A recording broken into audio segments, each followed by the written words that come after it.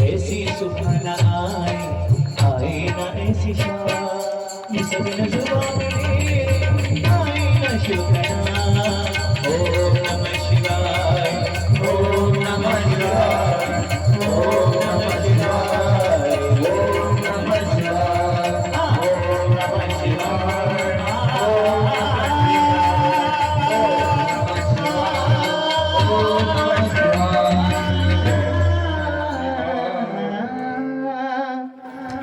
ओम नमः पार्वती पतये हर हर महादेव।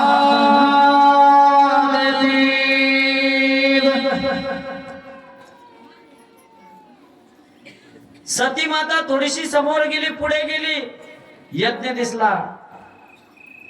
अनेक देवतांचे भाग, वेगवेगळे भाग काढले होते, पण महादेवाचा भाग काढलेला नव्हता. प्रत्येक पूजेमध्ये महादेवाचा भाग असतो. महादेवाचा भाग काढलेला नव्हता. सतीला राग आला. यज्ञ कुंडाजवळ गेली, भगवान विष्णूला प्रार्थना केली, प्रभू मी या यज्ञ कुंडामध्ये माझा देह समर्पित करत आहे, पण पुढचा जन्म मला महादेवाची पत्नी म्हणूनच मिळू दे. सती मातेने यज्ञ कुंडामध्ये देह समर्पित केला. वाऱ्यासारखी बातमी सु सु सु सु करत भोलेनाथापर्यंत जाऊन पोहोचली. राग आला भोलेनाथाला. जटा घेतल्या, आपटल्या आणि जटेतून वीरभद्र प्रकट झाला आणि सांगितलं वीरभद्राला जा आणि दक्षाचा यज्ञ विध्वंस करा. वीरभद्र निघाले मला. राग आला वीरभद्राला. यज्ञाचा संपूर्ण दक्ष विध्वंस केला आणि दक्षाची मान धडापासून वेगळी केली. सगळे भयभीत झाले, सर्व देवता भयभीत झाले, पण भोलेनाथाचा राग शांत होत नव्हता. सगळे देवता भोलेनाथाकडे गेले आणि विनंती करू लागले, शिवनाम से है जगत में उजाला हरि भक्तों के हैं मन में शिवाला हे शंभू बाबा मेरे भोलेनाथ तीनों लोक में तू ही दो. हे शंभू बाबा मेरे भोलेनाथ तीनों लोक में तू ही दो. श्रद्धा सुमन मेरी मन में पटरी, श्रद्धा सुमन मेरी मन में पटरी, जीवन में अर्पण कर दो. हे शंभू बाबा मेरे भोलेनाथ तीनों लोक में तू ही दो. हे शंभू बाबा मेरे भोलेनाथ तीनों लोक में तू ही दो. जग का स्वामी है तू, अंतर्यामी है तू,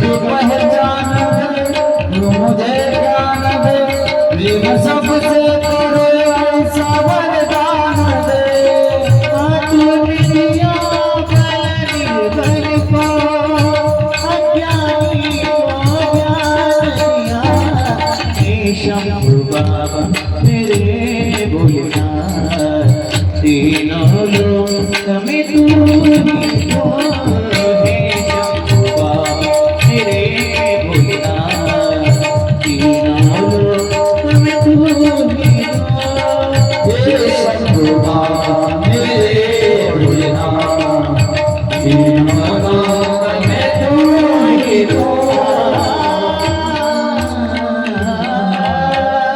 सगळ्या देवतांनी महादेवाचं गुणगान केलं. भोलेनाथाचा राग शांत झाला. सती मातेचा देह आपल्या खांद्यावरती घेतला आणि निघाले. भगवान विष्णूंनी सुदर्शन चक्र सोडलं. सतीच्या शरीराचे अनेक अवयव अनेक ठिकाणी पडले. त्या ठिकाणी शक्तिपीठ तयार झाले. त्यानंतर नारदजी ब्रह्मदेवाला विचारू लागले,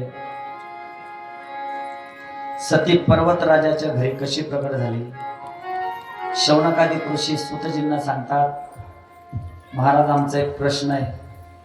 सती पर्वतराजाची घरी कशी प्रकट झाली आणि ती पार्वती रूपामध्ये कशी आली? सूतजी महाराज शौनकादी ऋषींना सांगू लागले,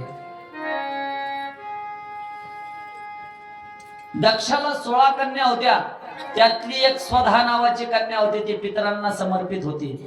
आणि स्वधाला 3 कन्या होत्या. एक मैना, एक सुनैना आणि एक सुकीर्ती, अशा 3 कन्या होत्या. एक मैना, सुनैना आणि सुकीर्ती या तिघी वैकुंठात गेल्या भगवान विष्णूचं दर्शन घेण्यासाठी. द्वारावर थांबल्या. भगवान विष्णू बाहेर आले की आपण भगवंताचं दर्शन घेऊ. बसल्या महाराज. तिघीही भजनानंदी होत्या. तिघी भजन करत होत्या. पण त्या ठिकाणी सनकादिक ऋषी आले. भजनात तल्लीन असल्या कारणाने सनकादिकांना पाहिलंही नाही आणि नमस्कारही केला नाही. राग आला सनकादिकांना, शाप दिला, तुम्ही तिघीही मानव बनून जन्म घेतान. शाप दिला महाराज, पृथ्वीवर मानव देह तुम्हाला धारण करावा लागेल. पण तिघींनाही सनकादिकांचे पाय पकडले आणि सांगितलं, आमच्याकडून ही चुकी नकळत झाली. आम्ही भजनामध्ये तल्लीन होतो. आम्ही तुम्हाला बघितलं नाही म्हणून आमच्याकडून ही चूक झाली. मग सनकादिकांनी उशाप दिला की तुम्ही जरी मानव बनून जन्म घेत असाल तरी तुमच्या घरी साक्षात जगतजननी भवानी माता प्रगट होईल, असा उशाप दिला महाराज. आणि चंद्र सूर्य तारे असेपर्यंत तुमची कीर्ती राहील. भगवान विष्णूचे दर्शन घेतलं. 3ही कन्यांच्या घरी साक्षात जगदंबे मातेने अवतार घेतला. ज्या मैना देवी होत्या, मैना देवी म्हणजे कुणाच्या माता होत्या? त्या पार्वतीच्या माता होत्या महाराज. मैना देवीचा विवाह हिमालयाबरोबर झाला. त्याचबरोबर जी सुनैना होती महाराज, सुनैना कोणाची माता होती? सुनैनेच्या घरी साक्षात जगदंबे मातेने अवतार घेतला. कोणाच्या माता होत्या सुनैना? सीता मातेच्या माता होत्या. आणि ज्या सुकीर्ती होत्या, सुकीर्ती कोणाच्या आई होत्या? कोणाच्या आई होत्या? श्री राधे श्री राधे राधे श्री राधे श्री राधे श्री राधे राधे श्री राधे श्री राधे श्री राधे राधे श्री राधे श्री राधे श्री राधे राधे श्री राधे श्री राधे श्री राधे राधे श्री राधे श्री राधे श्री राधे राधे श्री राधे श्री राधे श्री राधे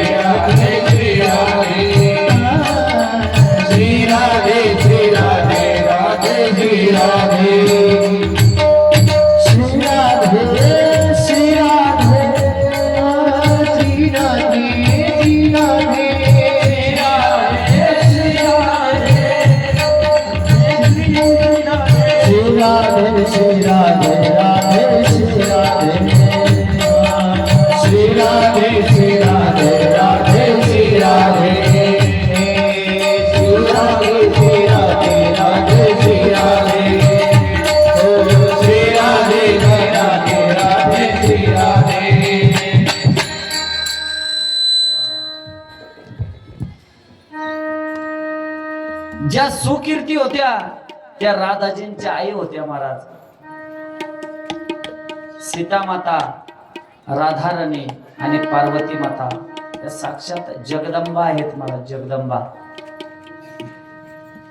हिमालयाने सुद्धा खूप तप केला. एवढं तप केलं, 27,000 वर्ष हिमालयाने तप केलं. का? की जगदंबा माता आपल्या घरी प्रकट व्हावी म्हणून. जगदंबा माता प्रकट झाली. लहानाच्या मोठ्या जगदंबा माता होऊ लागल्या.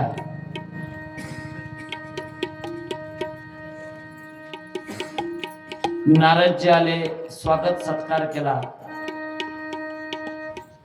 अतिशय भव्य दिव्य सत्कार नारदजींचा त्या ठिकाणी झाला. हिमालयाने नारदजींचा स्वागत सत्कार केला. साधू घरी आले की नमस्कार केला पाहिजे, पुढं गेलं पाहिजे. ते बसल्यानंतरच आपण बसलो पाहिजे. साधू जर आपल्या घरी आले तर त्यांचं चरण प्रक्षालन केलं पाहिजे, आसन देऊन पूजा केली पाहिजे. साधूंच्या चरणाचं तीर्थ घरामध्ये जर शिंपडला तर दारिद्र्य नष्ट होतं असं म्हणतात आणि वंशाची वृद्धी सुद्धा होते. एवढं साधूच्या चरणाच्या तीर्थामध्ये एवढी ताकद आहे. अंतःकरण शुद्ध होतं. हिमालयाने हे सर्व काही केलं महाराज. हिमालयाने सांगितलं, नारदजी महाराज माझ्या मुलीतले गुण सांगा, पार्वतीतले गुण सांगा. नारदजी हसायला लागले. साक्षात जगतजननी भवानी माता, तिचे गुण काय सारणार? सगळे गुणच गुण आहे पार्वती मातेमध्ये. पण ज्यासाठी वनात जावं लागेल, हिच्यामध्ये गुण म्हणे, हिचा विवाह साक्षात भोलेनाथाशी होईल, पण त्यासाठी हिला वनात जाऊन तपश्चर्या करावी लागेल म्हणे. हिचा विवाह कोणाशी होईल? साक्षात भोलेनाथाशी होईल. पण भोलेनाथाला तुमची मुलगी देण्यासाठी पार्वती मातेला तप करावं लागेल म्हणे. मुलगी कुठे द्यावी आणि कुठे देऊ नये महाराज, शास्त्रकार वर्णन करतात. खूप श्रीमंताला एक मुलगी देऊ नये. काय? खूप श्रीमंताला मुलगी देऊ नये. एखादा खूप खाणारा असेल सर, खूपच खाणारा, खूप खाणाऱ्याला एक मुलगी देऊ नये. पण मी जे मुलाविषयी सांगतो, आपली मुलगी पण तेवढीच गुणाची पाहिजे बरं. खूप खाणाऱ्याला मुलगी देऊ नये. खूप दूर राहणाऱ्याला सुद्धा आणि खूपच जवळ राहणाऱ्याला सुद्धा ह्या दारातून निघायचं आणि मुलीच्या दारात जायचं, अशा ठिकाणी सुद्धा मुलगी देऊ नये महाराज. कुलहीन माणसाला मुलगी देऊ नये, दुष्ट माणसाला मुलगी देऊ नये, मूर्ख माणसाला मुलगी देऊ नये महाराज. वयाने अधिक असल्या मुलाला मुलगी देऊ नये महाराज. दिन असेल, रोगी असेल, क्रोधी असेल, अशा माणसाला मुलगी देऊ नये. एखादा भरपूर श्रीमंत आहे पण तरी सुद्धा असंतुष्ट आहे, त्याला सुद्धा मुलगी देऊ नये महाराज. पार्वती तप करायला निघाली महाराज. नारदजींकडून मंत्र घेतला, ओम नमः शिवाय मंत्राचा जप केला महाराज. एवढा जप केला, 1000 वर्ष फळ खाऊन राहिली पार्वती माता. एवढे तप पार्वती मातेने केलं. देव भेटणं एवढं सोपं नाही महाराज. 100 वर्ष नुसते पानं खाल्ली महाराज, काही वर्ष पाणी पिऊन काढले. त्यानंतर 3000 वर्ष बेलपत्र खाल्ले आणि आकाशवाणी झाली, तुझं तप पूर्ण झालंय, तुला साक्षात भोलेनाथ पती रूपाने मिळणार आहे. आता तू तुझी तपश्चर्या थांबून तू घरी जाऊ शकतेस, अशी आकाशवाणी झाली.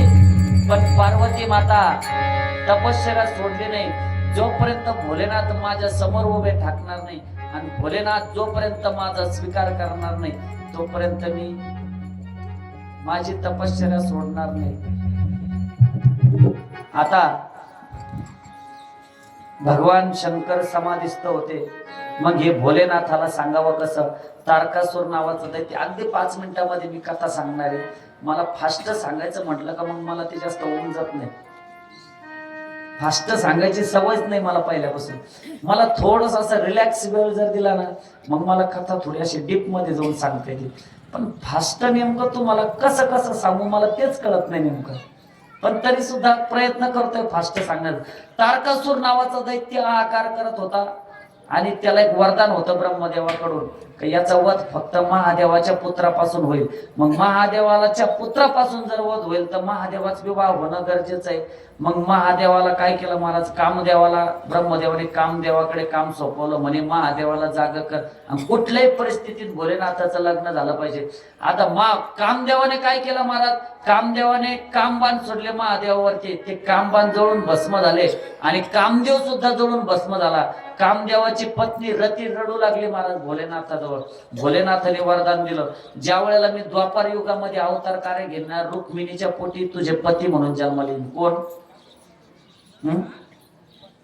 कोण सांग, रुक्मिणीच्या पोटी म्हणून जन्म घेईल असं वरदान दिलं. सर्व देवता प्रार्थना करते. सप्त ऋषींना सांगितलं महादेवाला की पार्वती तप करते, तुम्ही मिळावेत म्हणून तप केले. हजारो वर्ष लाखो वर्ष पार्वतीने तप केलं.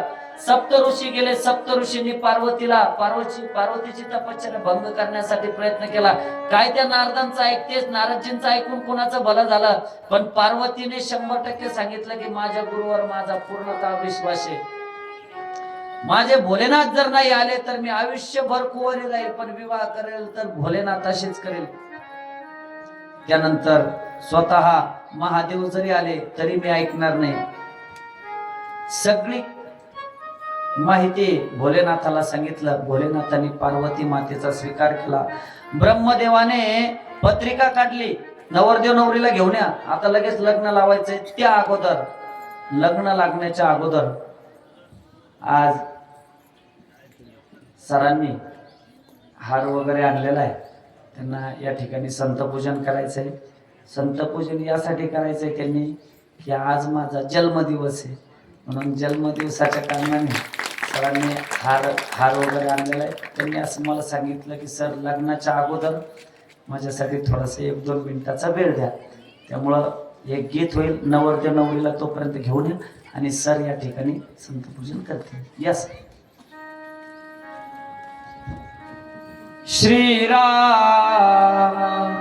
जय जय राम, श्रीराम जय श्रीराम जय जय राम, श्रीराम जय जय राम, श्रीराम जय जय राम, श्रीराम जय जय राम, श्रीराम जय जय राम, श्रीराम जय जय राम, श्रीराम जय जय राम, श्रीराम जय जय राम, श्रीराम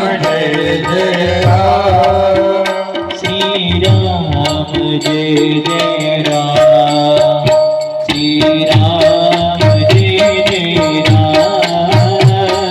जय जय राम, श्रीराम जय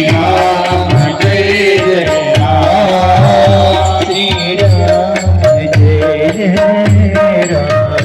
राम, श्रीराम जय जय राम, श्रीराम जय जय राम, श्रीराम जय जय राम, श्रीराम जय जय राम, श्रीराम जय जय राम, श्रीराम जय जय राम.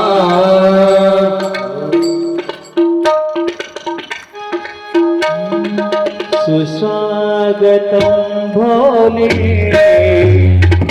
सुस्वागतं भोले, सुस्वागतं भोले, सुस्वागतं भोले, सुस्वागतं भोले, सुस्वागतं भोले,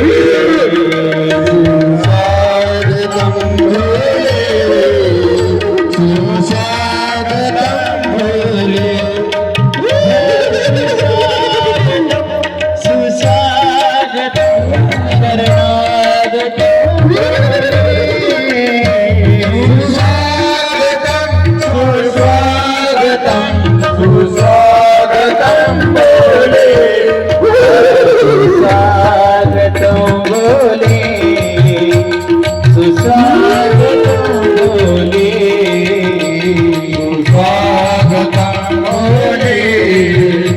सुस्वागतं बोले सुस्वागतं शरणागतं शरणागतं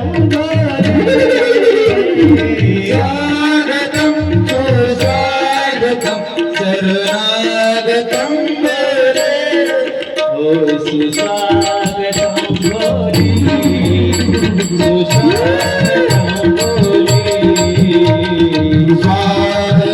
बोले स्वागतं बोले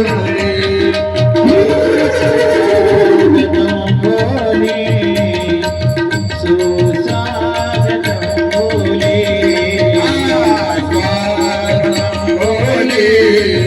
सुस्वागतं बोले विवाहाला तयार झाले भूत पिशाच शंकिनी डंकिनी भोलेनाथाचा मेकअप करतायत. आता नवरदेवाला पाऊंडर कुठून आणायचं? चिता जळत होती महाराज, ताजं भस्म आणलं आणि भोलेनाथाच्या संपूर्ण अंगाला लावलं महाराज. भोलेनाथाला मुकुट पाहिजे, जटेचा मुकुट केला. तुरा पाहिजे, नागोबा तुरा तयार केला महाराज. आता कंबर पट्टा नाहीये भोलेनाथाला, नाग आणले आणि कमरेला गुंडाळले महाराज. कानात कुंडल नाहीये भोलेनाथाच्या, विंचू आणले आणि कानामध्ये धारण केले कुंडलच्या ठिकाणी. भगवान विष्णू म्हणतात असा मेकअप केलेला नवरदेव मी आतापर्यंत पाहिला नाही. भूत पिशाचांनी सांगितलं विष्णू भगवान तुम्ही पुढे चला, नंतर त्यांच्या पाठीमाग ऋषी मुनी राहतील आणि मग महादेव राहतील नंदीवरती आणि भोलेनाथ उलटे बसतील नंदीवरती आणि आम्ही पाठीमाग डान्स करणार. वरात आली महाराज आणि निघाली महाराज हिमालयाच्या घरी. नंदीवर उलटे बसलेले भोलेनाथ भूत पिशाच नृत्य करू लागले. हो भूते वेताळ वेताळ नाचते भूत वेताळ वेताळ नाचते भूत वेताळ नाचते भूत वेताळ नाचते भूत वेताळ नाचते भूत वेताळ वेताळ नाचते भूत वेताळ वेताळ नाचते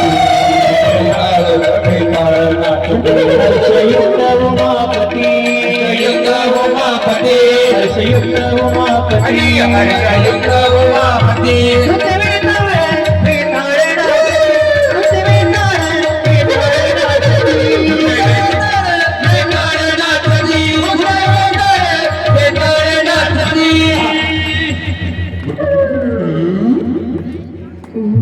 अंतरपाठ धरायचंय, अंतरपाठ. नवरदेवाचे मामा नवरीचे मामा लवकर पाठीमागे उभा राहायचं.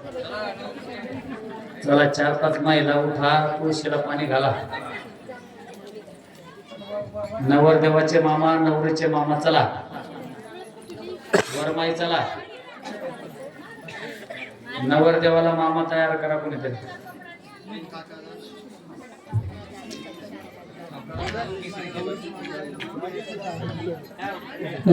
चला नवरीचे मामा.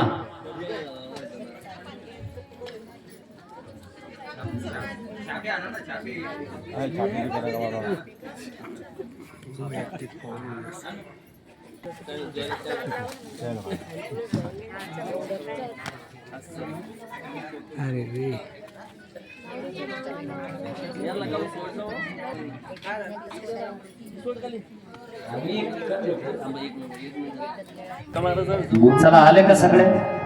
आले का? करायची का सुरुवात? करा सुरुवात. अक्षता वाटल्या समोर, अक्षता वाटल्या का? अक्षता पोहोचल्या सगळ्यांना? चला. शुभ मंगल सावधान स्वास्ती श्री गणनायक गजमुख मोरेश्वर सिद्धिदा बल्लाळो विनायक महा चिंतामणी देवरा लीनाद्री गिरिजात्मकं सुरवरा विघ्नेहरा अजरा ग्रामो रांजण संस्थिता गणपती कुर्या सदा मंगलम शुभमंगल सावधान गंगा सिंधु सरस्वती यमुना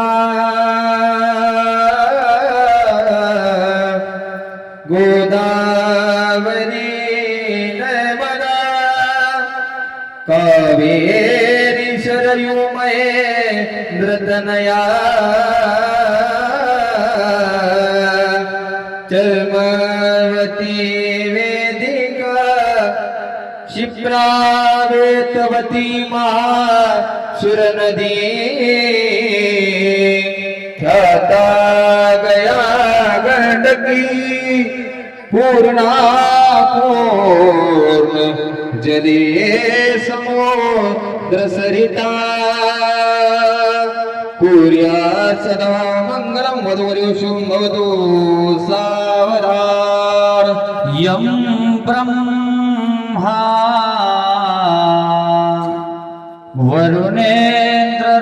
वरुणेन्द्ररुद्रमरुतं स्तुन्वन्ति दिवो वैष्णवे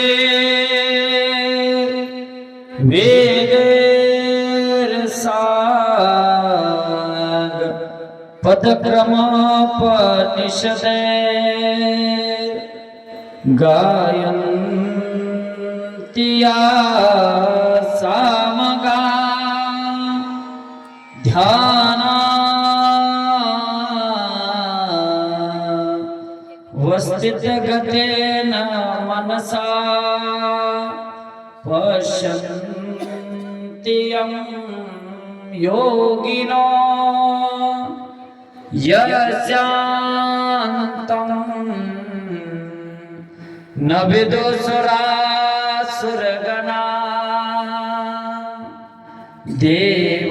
देवाय तस्मै नमः वधूवर्य शुभं भवतु सावधान विष्णूला कमला शिवाशी गिरिजा कृष्णाचशी रुक्मिणी सिंधूला सरिता तरुसी लतिका चंद्राजशी रोहिणी रामासी जनकात्मजा प्रियाजशी सावित्री सत्यव्रता तैसी वधू साजिरी वैतसे हर्षवरासियता कुर्या सदा मंगलम शिवमंगल सावधान आदिल घटिये समे पनवरा घेवोनिया वाघरा गोरतके मधु पर कबोधन करा अंदर पटाते धरा दृष्टा दृष्ट वधूवरा न करिता दोघे करावी उभी वादत्री बहुगलबला न करणे लक्ष्मीपते मंगलम वधूवरेषुं भवतु सावधान तदेव लक्ष्मीनन्ददेव दानाबलं नन्दबलं दैव विद्यादेव बलं दैव लक्ष्मीपदे मनसात्मनामि गुरुदेव राजिन्दन सावधान वर्गल तरी विले सावधान हरारी साव चिंतन सावधान वानंदी साव चिंतन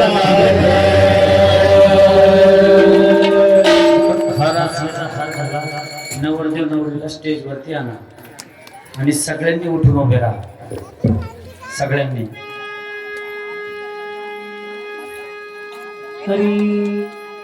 नवरदेव नवरीला समोर स्टेजवर आणा आणि पाठीमागची मंडळी समोर या. पाठीमागची मंडळी समोर या. पाठीमागची समोर या. काहीच नाही होतो. आणि हे बघा तसं नाही. डांबरी रोडवर डीजे वाजतो. सिमेंट रोडवरती डीजे वाजतो. लोकांचे लग्न लागते महाराज. लोकांच्या लग्नात आपण किती नाचतो भरपूर नाचतो. पण आज कुणाचं लग्न आहे माहिती? ज्याच्यापासून या विश्वाची निर्मिती झाली अशा भगवंताचं लग्न आज लावलंय आपण.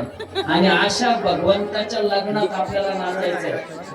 देवाच्या लग्नात आपल्याला भरपूर आनंद घ्यायचा. भरपूर आनंद घ्यायचा. या छत्रपती नगरात हो, छत्रपती नगरात काय वाजत गाजत, काय वाजत गाजत,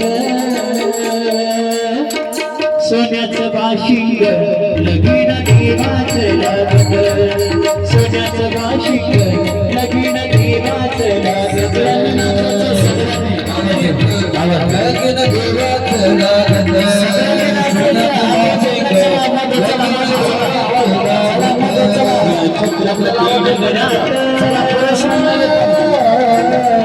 छत्रपती नगरात काय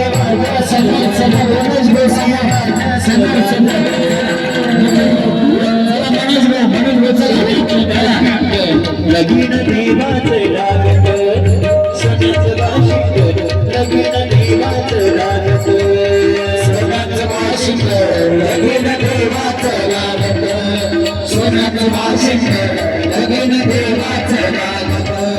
राजा मिळवाची अति रुक्मिणी राजा मिळवाची पत्रिका दिश दिशावर दिश दिशावर दिश दिशावर बाळ मृदंगी किती हर्षाने वाजत, किती हर्षाने वाजत, लगीन देवाच लागत, सोन्याचं बाशिंग लगीन देवाच लागत, सोन्याचं बाशिंग लगीन देवाच लागत, सोन्याचं बाशिंग लगीन देवाच लागत. राजा बिंबाचा वदन उजळी कन्या, राजा बिंबाचा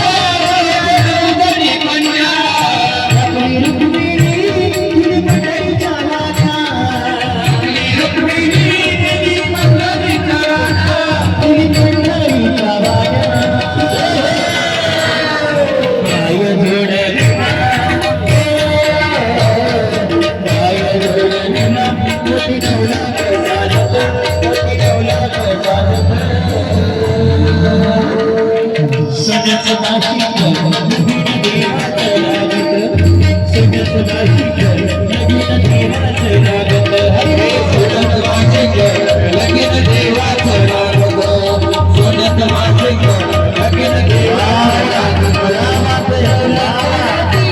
विठुरायाच्या कळसाला, विठुरायाच्या कळसाला, नवला गणाती विठुरायाच्या कळसाला,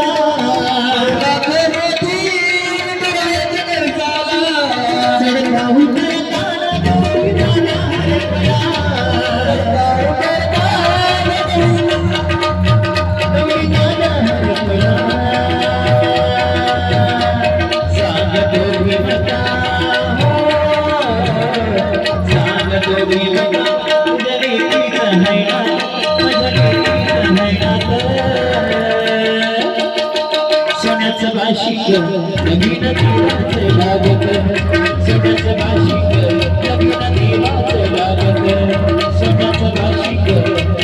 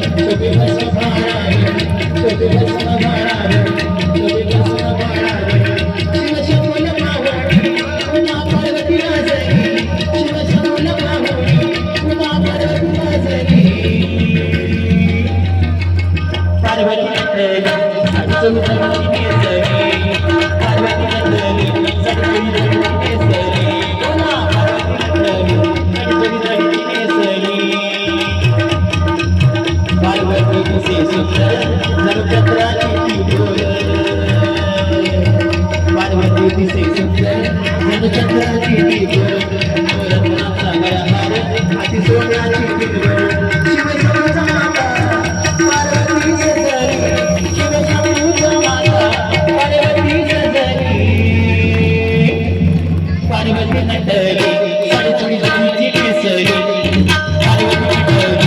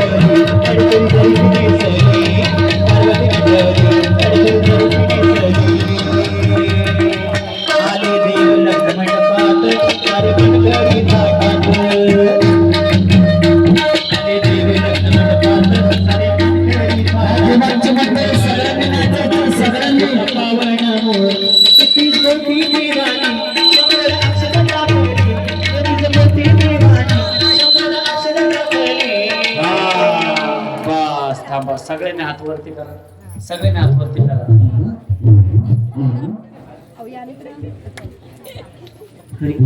सगळ्यांनी हात वरती करून नाचायचा हात असेच ठेवायचे हा हा हो पार्वती नटली साडेचोळी जरीची केसरी पार्वती नटली साडेचोळी जरीची केसरी बोला पार्वती नटली साडेचोळी जरीची केसरी पार्वती नटली साडेचोळी जरीची केसरी शिवशंभूच्या लग्नाला तुम्हा पार्वती नटली शिवशंभूच्या लग्नाला तुम्हा पार्वती नटली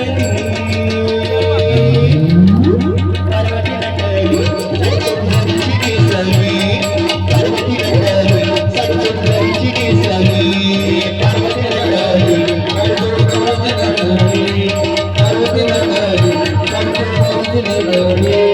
देव लग्न मंडपात सारे मानकरी थाटात मानकरी थाटात सारे मानकरी थाटात आले देव लग्न मंडपात सारे मानकरी थाटात मानकरी थाटात सारे मानकरी थाटात पुण्य काळ चैत्र मास होता पावन मुहूर्त पावन मुहूर्त होता पावन मुहूर्त तेथीस प्रिय देवानी शंभर अक्षरा दाखवली तेथीस प्रिय देवानी शंभर अक्षरा दाखवली पार्वती नटली साडेचोळी जरीची केसरी पार्वती नटली साडेचोळी जरीची केसरी पार्वती नटली साडेचोळी जरीची केसरी पार्वती नटली साडेचोळी जरीची केसरी शिवशंभूच्या लग्नाला तुम्हा पार्वती नटली शिवशंभूच्या लग्नाला तुम्हा पार्वती नटली पार्वती नटली साडेचोळी जरीची केसरी पार्वती नटली साडेचोळी जरीची केसरी पार्वती नटली साडेचोळी जरीची केसरी पार्वती नटली साडेचोळी जरीची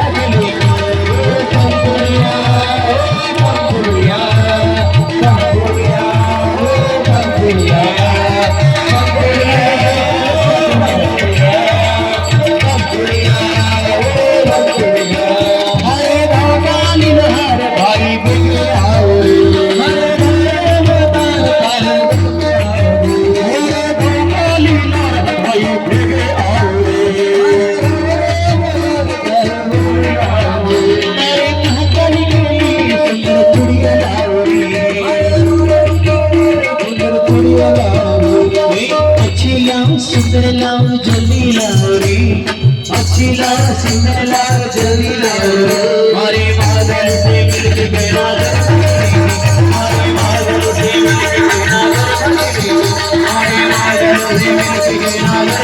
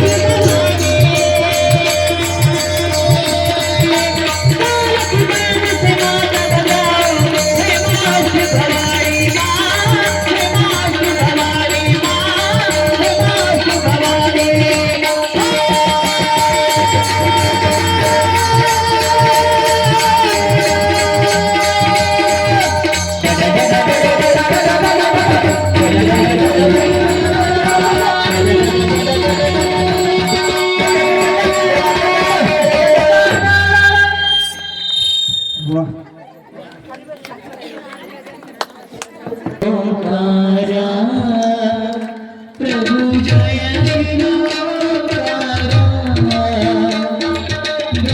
ब्रह्मानीश्वर सदाशिव ब्रह्मानीश्वर सदाशिव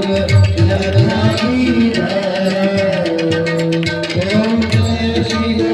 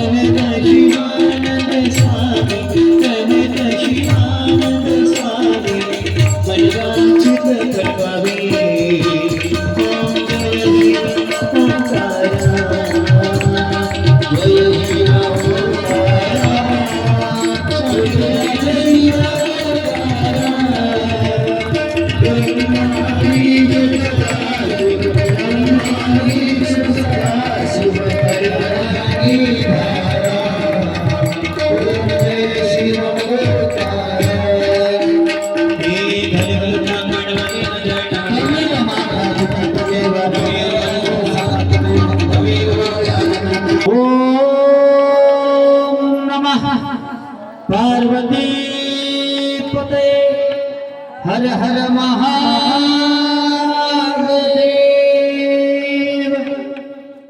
हर हर महादेव हर हर महादेव श्री शिवाय नमस्तुभ्यं. आता थोड्याच वेळात त्या ठिकाणी हरिपाठ होईल. हरिपाठाचा देखील